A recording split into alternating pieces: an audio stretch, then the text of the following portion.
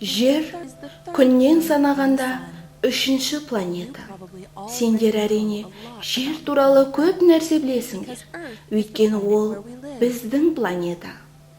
Жер ішкі планеталардың, яғни күнге таяу айналып жүрген 4 тас ғаламшардың ең үлкені болғанымен, ол күн жүйесінің сыртқы жағына таман орналасқан 4 газды алыптан әлде қайда кіші. Жер сондай-ақ күннен тысқа қарай жүргенде табиғи серігі бар алғашқы ғаламшар және күн жүйесіндегі бір ғана серігі бар жалғыз планета. Жердің күн жүйесі планеталарының арасындағы бірегейлігі ол бетінде сұйық күйдегі суы бар жалғыз ғаламшар. Басқа планеталар не тым ыстық, сондықтан ондағы су түгел буланып кетеді. Не тым суық болғандықтан су мұз болып қатып қалады. Жер күннен 150 миллион километр қашықтықта орналасқан. Сол себепті ондағы температура сұйық суға ие болуға қажетті шамада. Және жерде су өте көп. Жер бетінің 70%-тен астамын мұхиттар алып жатыр. Бұл мұхиттың ауданы құрлықтан 2 еседен астам артық деген сөз.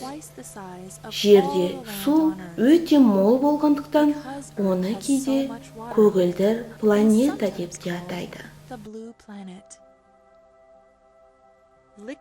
Сұйық күйдегі су жердегі тіршіліктің кепілі.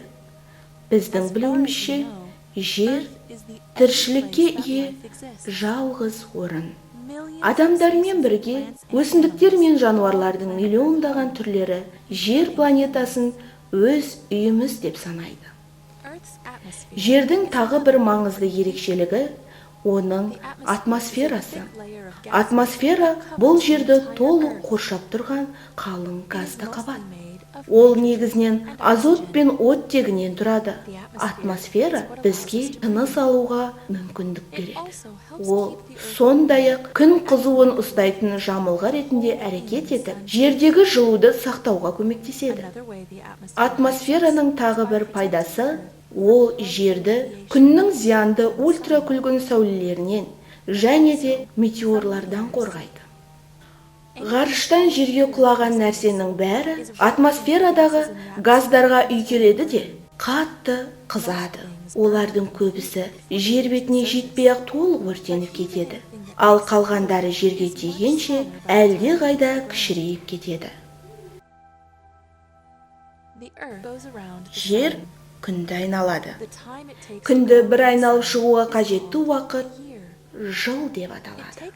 Жер күнді 365 күннен сәл астам уақытта бір айналып шығады да, сондықтан бір жылда әдетте 365 күн бар. Жер сондай-ақ өз білігінен де айналады. Жерге бір айналуға қажет уақыт күн немесе тәулік деп аталады. Жер әр 24 сағат сайын бір айналым жасайды. Сол себепті тәулікте 24 сағат бар. Жер тіп-тік айналмайды. Ол еңкейген. Жердің солтүстік және оңтүстік полюстерін қосатын сызық жер білігі деп аталады. Және ол 23 градусқа көлбеу. Жердің еңкеюі неге маңызды? Жер білігінің көлбеулігі жыл мезгілдерінің болуының себебі. Жердің бір бөлігі күнге қарай еңкейгенде, ол жерде жаз болады. Ал күннен қарама қарсы бағытқа бұрылғанда қыс түседі. Жердің ішкі жағы сыртынан мүлдем өзге. Егер жерді қақ бөлсек, оның әртүрлі қабаттардан тұратынын көреміз. Жер қыртысы деп аталатын ең сыртқы қабатта біз өмір сүреміз. Жер қыртысы суық әрі қатты. Бізге көрінетін нәрсенің бәрі ағаштар, таулар, өзендер, үйлер, тіпті мұхиттар да жер қыртысының бетінде орналасқан. Қыртыстың қалыңдығы сонша, Адамдар ешқашан оны тесіп өтетіндей тереңдікке қаза алмаған. Бірақ қыртыс жердің ең жұқа қабаты ғана. Қыртыстың астында мантия бар. Мантия балқыған тау жыныстарының немесе магманың қалың қабаты. Ол жердің ең қалың қабаты. Кейде магма мантиядан жанартаулар арқылы жер бетіне шығады.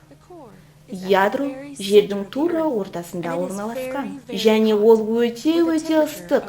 Ондағы температура мыңдаған градусқа жетеді. Ол металдан, негізінен темір мен никельден түзілген. Ядро өте ыстық болғанмен, ондағы қысымның жоғарылығы сонша, ол бәрібір қатты. Жер біз үшін маңызды, өйткені ол біздің үйіміз. Дәл қазір жерде 7 миллиардтай адам, сондай-ақ өсімдіктер мен жануарлардың миллиондаған түрі өмір сүреді.